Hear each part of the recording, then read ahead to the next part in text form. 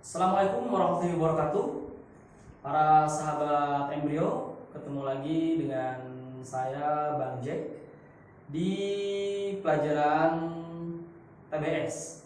Pelajaran TBS sebenarnya untuk di semester 2 ini sengaja di buku master disatukan dengan bahasa Indonesia karena teks-teksnya berhubungan. Jadi bahasa Indonesia sebenarnya di buku master ini itu terdiri dari tiga subbab, maksudnya tiga bagian. Ada pemahaman bacaan dan tulisan, itu domainnya bahasa Indonesia. Ada penalaran umum dan pemahaman umum, seperti itu. Nah, kawan-kawan, sebelum kita mulai, mari kita berdoa. Mudah-mudahan Allah melindungi kita semua dari segala macam mara bahaya, khususnya yang sedang terjadi di dunia saat ini, virus corona. Berdoa dimulai.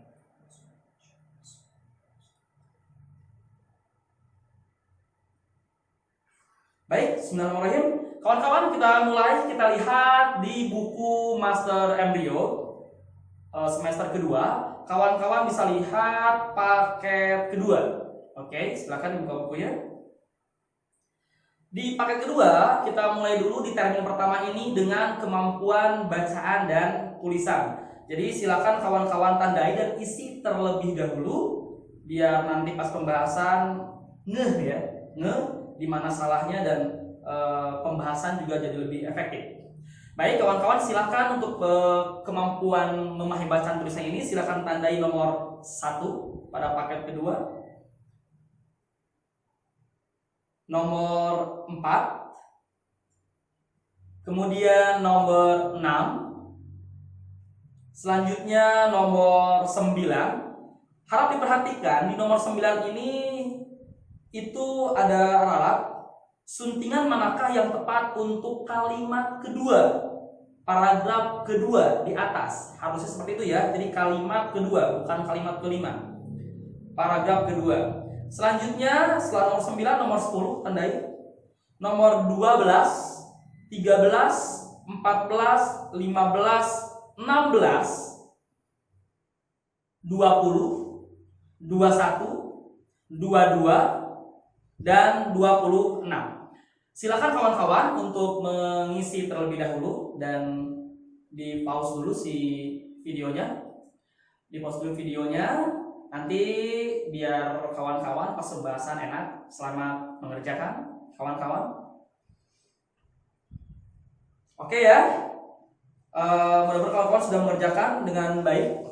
Dan kita mulai dengan nomor 1.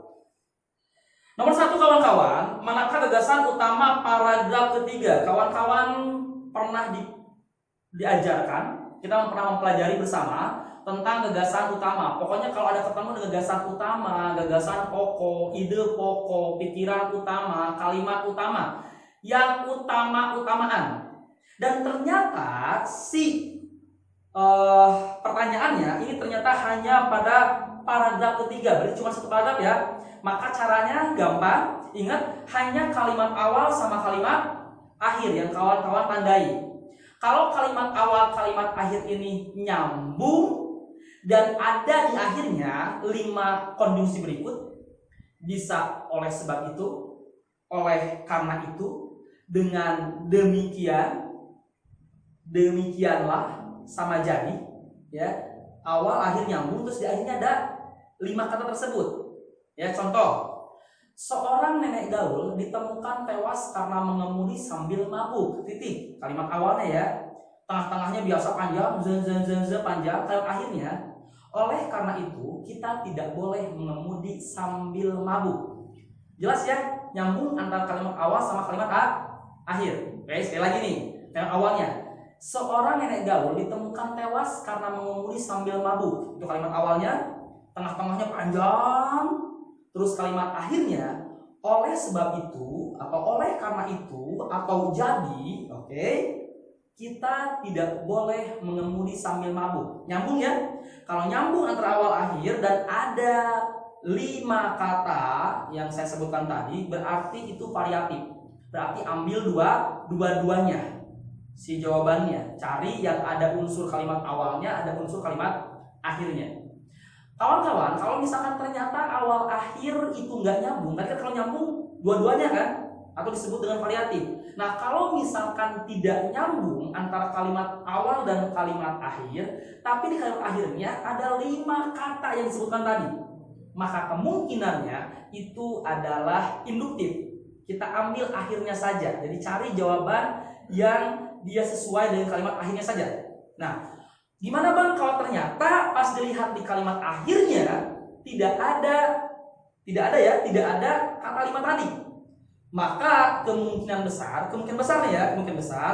kalau waktunya mepet, kawan-kawan tembak aja kalimat awal. Kalau mepet waktunya, gitu ya. Karena biasanya sebagian besar di awal kalau tidak ada kasus yang seperti tadi. Tapi kalau waktunya agak banyak, mending kawan-kawan baca baik-baik si kalimat awal sama kalimat akhir tadi dan cari mana kalimat yang dia tidak menimbulkan pertanyaan. Jadi pas dibacain ke orang itu paham, mengerti, enggak nanya. Contoh kalau Anda bisa kalimat seperti ini.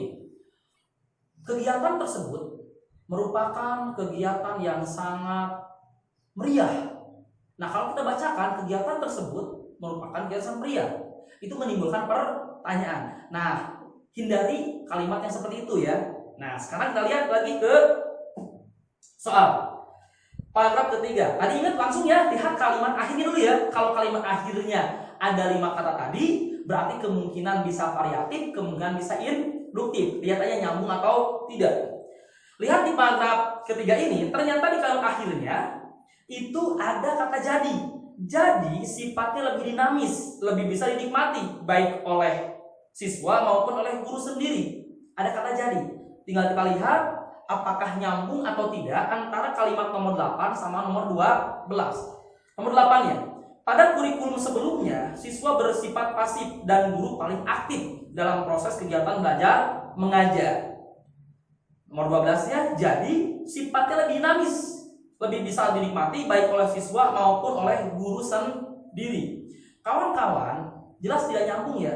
Yang nomor 8, paragraf awal maksudnya, itu katanya di kurikulum sebelumnya itu si siswa pasif, si guru aktif. Tapi di kalimat akhir jadi ngomongin sifatnya lebih dinamis dan bisa dinikmati oleh siswa sama guru. Jadi bertolak belakang, tidak nyambung. Kalau tidak nyambung berarti kita anggap ini adalah induktif, ambil akhirnya saja karena nggak nyambung tadi ya. Nah, cari mana yang kalimatnya agak mirip atau bahkan mirip ya. Kalau bisa cari yang sama. Kalau nggak ada yang sama, minimal maknanya harus sama. Kalau kata-katanya tidak sama, cari yang maknanya sama. Di nomor 1 ini jelas ya. Jawabannya adalah D, hanya D yang ngomongin bahwa kegiatan pembelajaran bersifat dinamis. Jawabannya adalah D. Oke, selanjutnya kita nomor 4. Kata itu pada kalimat kelima merujuk pada, kita lihat nomor 5-nya, itunya. Awas kawan-kawan, hati-hati, itunya ada 2 ya. Akan tetapi jumlah lembaga pendidikan yang sebenarnya menerapkan kurikulum itu 1, justru jauh lebih banyak dari yang diterapkan Kemendikbud itu. 2, itunya 2 ya. Dan untuk cara menjawab itu gampang. Jadi si itunya itu ya, kata itu tinggal ganti ya, kata acuan ini kita ganti dengan kata-kata yang sudah ada di optionnya aja. Oke, contoh misal kita anggap A. Akan tetapi jumlah lembaga pendidikan yang sebenarnya menerapkan kurikulum baru, enak ya kalau yang A kurikulum barunya, yang sebenarnya kurikulum baru justru jauh lebih banyak dari yang ditetapkan Kemendikbud lembaga pendidikan. Nggak enak kan ya? Masa iya ada Kemendikbud lembaga pendidikan? Nah, nggak enak. Yang A nggak enak karena yang A itu kurikulum baru dan lembaga pendidikan. Jadi enak mana? Yang D. Coba baca yang D. Kita gantikan itunya dengan option D. Akan tetapi jumlah lembaga pendidikan yang sebenarnya menerapkan kurikulum baru, oke, enak ya, kurikulum baru, itunya ganti kurikulum baru, justru jauh lebih banyak dan ditetapkan Kemendikbud M.Nu. Jelas kan? Kemendikbud M.Nu. Siapa Kemendikbud? Ya sekarang dimakarin. Dulu M.Nu. Jadi kalau Kemendikbud kan biasanya ada 2 penyebutannya. Kemendikbud Republik Indonesia atau Kemendikbud orang yang disebutin. Seperti itu. Di sini jelas berarti orangnya yang disebutkan. Jadi jawabannya adalah D. Oke, lanjut kita ke nomor 9. Oke. Suntingan manakah yang tepat untuk kalimat kedua? Tadi ingat ya, kalimat kedua bukan kalimat ke 5. Pada paragraf kedua. Kawan-kawan, kalau kita lihat baik-baik di sini, kalimat keduanya itu adalah peneliti menggunakan data riset pada 2013 yang dipublikasikan dalam jurnal Annals of Internal Medicine. Nah, di bacaan ternyata kata jurnal atau nama jurnal Annals of Internal Medicine ini tidak dimiringkan. Padahal itu kan nama jurnal. Ya, nama jurnal, terus koran, majalah, buku itu harus dimiringkan. Selain juga harus huruf kapital. Jadi judul-judulan di buku, nama koran, nama majalah, nama jurnal yang sudah dipublikasikan, sudah diterbitkan, itu jelas harus huruf kapital setiap kata-katanya kecuali konjungsi, dan harus dimiringkan. Ingat K3 kalau judul ya, judul K3. Misal nih, insafnya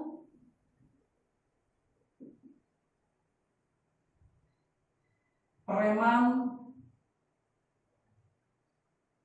yang budiman. Ingat K3 kalau judul harus kapital kecuali konjungsi. Insafnya I kapital, preman P-nya kapital, yang Y-nya kecil karena konjungsi, budiman B-nya kecil. Nah, kalau misalkan nanti dalam ketikan bukan tulisan itu dimiringkan. Nah, di sini masalahnya adalah si Annals of International Medicine judulnya itu tidak dimiringkan, maka harus dimiringkan. Dan A, B, C, D, dan E ternyata semuanya dimiringkan. Perbedaannya hanya 3. Ada yang menggunakan A itu kata-katanya peneliti menggunakan data riset di situ, B peneliti menggunakan riset data, dan C peneliti menggunakan hasil riset. Ada 3 perbedaan. Ya, ada 3 perbedaan. Jadi semuanya dimiringkan, semuanya agak lumayan benar, tapi D dan E kita anulir karena salah. A, B, C. Nah, ini perbedaannya ada yang A data riset menggunakan riset, B menggunakan riset data, C menggunakan hasil riset. Kawan-kawan, kalau misalkan lihat si wacana, jelas B salah ya. Kalau data riset dengan hasil riset jelas berbeda. Di sini udah mulai ada pengetahuan umum. Jadi kalau riset itu penelitian kan, kalau data riset berarti data penelitian.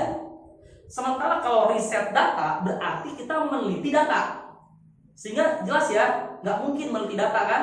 Yang dimaksud di wacana adalah datanya, bukan meneliti data. Berarti B salah. Berarti antara data riset ataukah hasil riset. Nah, kawan-kawan, kalau kawan-kawan baca baik-baik, lihat peneliti menggunakan data riset itu di soalnya pada 2013 yang dipublikasikan. Kalau sudah dipublikasikan berarti bukan data, tapi merupakan hasil karena sudah dipublikasikan. Sehingga jawabannya adalah C yang betul. Oke. Kita lanjut pada nomor 10 ya, kita gabret aja, kita gas. Nomor 10 itu menanyakan judul. Judul yang paling tepat untuk melengkapi tulisan di atas. Kawan-kawan, kita lihat lagi. Judul itu kan core of the core ya, inti dari inti gitu loh. Kalau inti dari sebuah paragraf itu adalah kalimat utama ya atau gagasan utama, maka judul ini adalah core of the core-nya, inti dari inti. Nah, kawan-kawan semua, cara mencari judul apalagi cuma satu paragraf, tetap aja kita utak-atik kalimat utamanya atau gagasan utamanya. Nggak harus baca semua. Nih, contoh di sini. Ingat tadi cara mencari kalimat utama, kebetulan ini cuma satu paragraf, lebih gampang. Tadi nyari kalimat utama gimana? Awal akhir ya, langsung kalian akhirnya. Kalimat akhirnya lihat, ada 5 kata nggak? Nggak ada kan ya 5 kata tadi disebutin. Oleh karena itu, oleh sebab itu, dengan demikian, demikianlah jadi. Nggak ada kan ya? Kalau misalkan tidak ada, maka kemungkinan itu variatif kecil, induktif kecil. Kalau misalkan si waktunya tadi mepet, ingat nggak boleh awal. Tapi kalau misalkan ternyata waktunya masih banyak, baca baik-baik antara kalimat awal, kalimat akhir, cari mana yang tidak menimbulkan pertanyaan atau yang paling umum. Baik, kalau melihat jelas ya di sini kalimat utamanya itu terletak di awal. Saya bacakan kalimatnya di awal. Senyawa antimikroba merupakan senyawa yang dapat membunuh atau menghambat pertumbuhan bakteri. Gitu kan ya? Ini intinya ngomongin apa sih senyawa utamanya? Intinya kan ngomongin senyawa antimikroba. Otomatis dari judulnya itu harus mengandung unsur-unsur atau kata-kata senyawa antimikroba. A ada, B, C, D, dan E semuanya ada. Nah kalau ada gimana? Tetap jangan putus asa, kita utak-atik hanya kalimat utama, kalimat awal tadi. Lihat, senyawa antimikroba merupakan senyawa yang dapat membunuh atau menghambat. Jadi antimikroba senyawanya bisa membunuh dan menghambat. Berarti menghambat atau membunuh itu apa? Si menghambat atau membunuh itu. Berarti dampaknya kan? Dampak dari senyawa antimikroba atau akibatnya. Atau dengan kata lain itu adalah efek. Jadi membunuh atau menghambat pertumbuhan bakteri itulah efek dari senyawa antimikroba. Bisa dikatakan seperti itu. Berarti jelas jawabannya adalah A, efek senyawa antimikroba. Oke, nomor 10 itu. Selanjutnya kita lihat lagi nomor 12. Oke. Ya agak hahema ya. Lumayan. Di sini ditanyakan kata hubung yang tepat untuk melengkapi titik-titik pada kalimat ketiga. Dari kalimat ketiga mana kalimat ketiga? Kalimat ketiga saya bacakan. Bahan yang menghambat pertumbuhan bakteri disebut bakterostatik, titik-titik yang dapat membunuh bakteri disebut bakterisidal. Jelas kawan-kawan ya? Di situ ada yang benar adalah kata sedangkan. Tinggal kalian masukkan saja, itu yang paling enak, sedangkan. Ditambah lagi sebelumnya ada koma. Karena kata sedangkan itu adalah konjungsi intrakalimat dari dalam satu kalimat dan penulisannya itu sebelumnya harus ada koma. Contoh, Kang Yuda menyukai sebelah.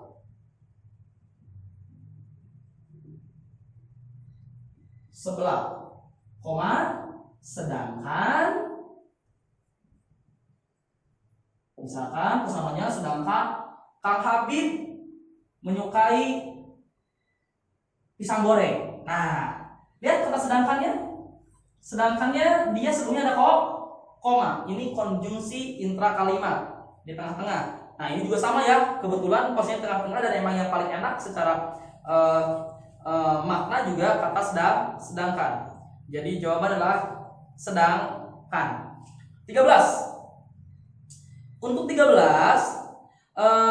ini pertanyaannya kata hubung yang tepat untuk melengkapi titik-titik pada kalimat keempat adalah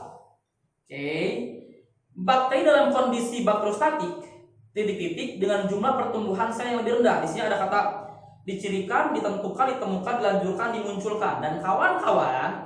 Ini kita tinggal satu-satu saja. Yang jelas adalah yang paling masuk ditentukan jelas secara gramatikal nggak enak, dilihat secara semantik juga secara makna juga maknanya nggak enak.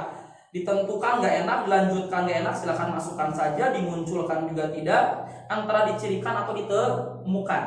Tapi jelas melihat kata-katanya, kita sering melihat atau membaca di buku-buku sel atau virus corona ditemukan pada makhluk mamalia, misalnya seperti itu ya. Jelas, berarti jawabnya bukan dicirikan tapi ditemukan. Sehingga jawabannya adalah C. Lanjut nomor 14. Kata yang tepat untuk melengkapi titik pada kalimat kelima.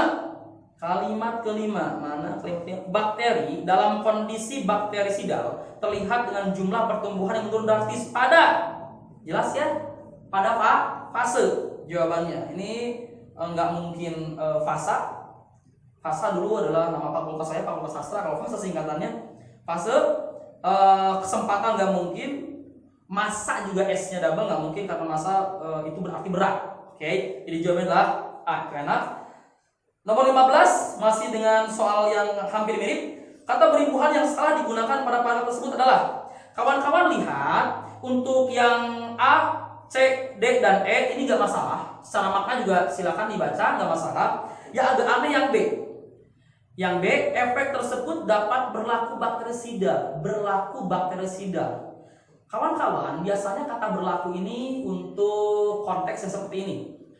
Peraturan itu berlaku dari mulai hari ini. Misalkan seperti ya, uang ini sudah tidak berlaku. Nah, sementara di sini ini agak aneh, si berlakunya tidak masuk pada kata bakterisida. Jadi jawabannya adalah B. Oke, lanjut lagi. Nomor 16, manakah gagasan utama paragraf ke-1? Tadi sudah dikasih tahu ya. Caranya kayak gimana? Lihat berarti langsung kalimat akhirnya. Ada 5 kata yang disebutkan atau tidak?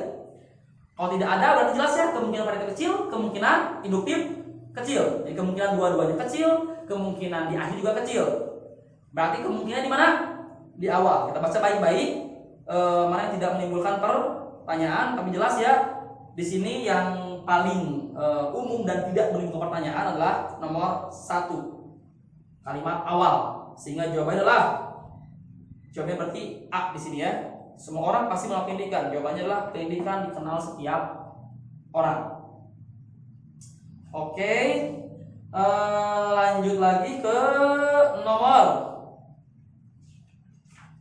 20. Oke, penggunaan kata yang tidak tepat terdapat pada kata. Kawan-kawan, lihat langsung pada kalimat nomor 5 karena yang A jelas kalian lihat sendiri, bisa lihat juga di kamus bentukannya seperti apa dan enak. Yang di sini konteks yang tidak enak adalah kalimat nomor 5. Konsep motivasi. Yang D ya, kalimat kelima, konsep motivasi merupakan sebuah konsep penting dalam studi tentang kinerja individual. Biasanya kalau kinerja itu dia berpasangan dengan individu. Jadi kinerja individu bukan kinerja individual. Sehingga jelas jawabannya adalah D. Selanjutnya nomor 21. 21 kata ini sama kayak nomor sebelumnya di nomor 4 ya. Kata ini kita tunjuk ya pada kalimat 13 merujuk pada. Kita bacain dulu kata ininya pada kalimat 13. Dari penjelasan ini, nah kita lihat aja sebelumnya dijelaskan itu apa. Dan jelas kalau misalkan kawan-kawan baca sebelum kalimat ini itu ada penjelasan tentang motivasi finansial dan motivasi non finansial, sehingga jawabannya ada di A. Tadi itu di kalimat nomor 10 ya, nomor 11, 12. Jadi sebelum kalimat nomor 13 itu menjelaskan tentang motivasi finansial dan non finansial.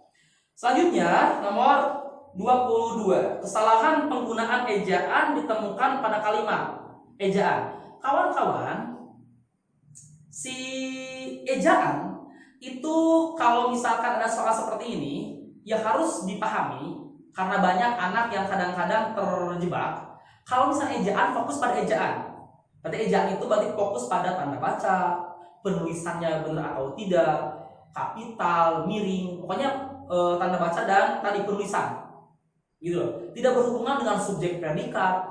Jadi kalau misalkan subjek predikatnya nggak jelas atau misalnya nggak ada predikatnya, selama ejaannya benar ya benar itu. Jadi bedakan antara ejaan sama kalimat efektif. Kalau kalimat efektif berarti itu keseluruhan. Ejaannya harus benar, subjek predikatnya harus benar, gitu ya. Tapi kalau misalnya ejaan aja.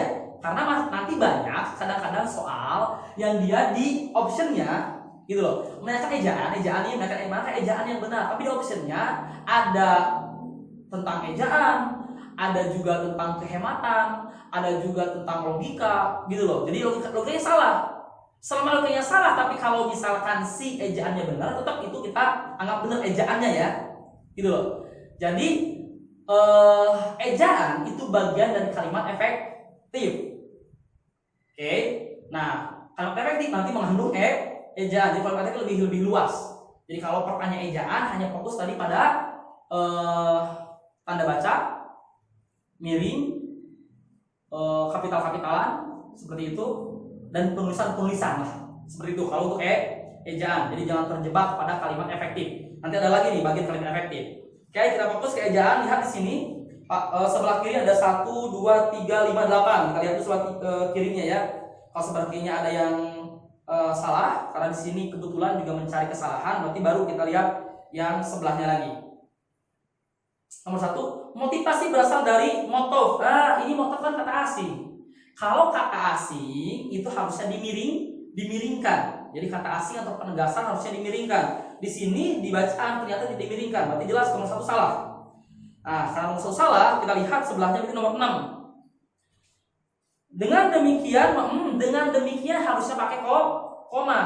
Jadi konjungsi antar kalimat, apalagi yang merupakan kesimpulan, itu selalu pakai koma.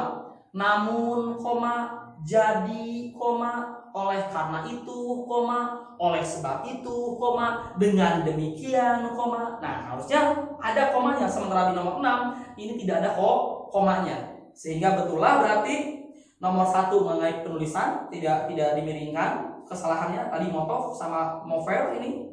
Nomor 6-nya itu kesalahan tanda baca. Harusnya ada koma dengan demikian nomor 6-nya, sementara di bacaan tidak ada koma, sehingga salah ya nomor 22. Jawabannya adalah A. Nomor terakhir untuk di pemahaman bacaan dan tulisan ada nomor 26. Nah, kalimat yang tidak efektif. Kalau kalimat tidak efektif ada 6 ya. Ada 7. Ada 7. Nah, ini mah benar, harus dilihat seluruhnya. 7 apa saja kita sudah bahas tuntas di semester pertama. Oke. Ada apa aja? Ada subjek predikatnya. Di subjek predikat harus jelas. Harus ada subjek, harus ada predikat. Kedua ada unsur gramatikal. Ini panjang ya bahasannya, kita udah bahas. Mudah-mudahan kawan-kawan masih ingat atau buka lagi bukunya di semester 1. Yang ketiga ada ejaan bahasa Indonesia. Nah, jadi ejaan termasuk pada kalimat efektif, gitu loh.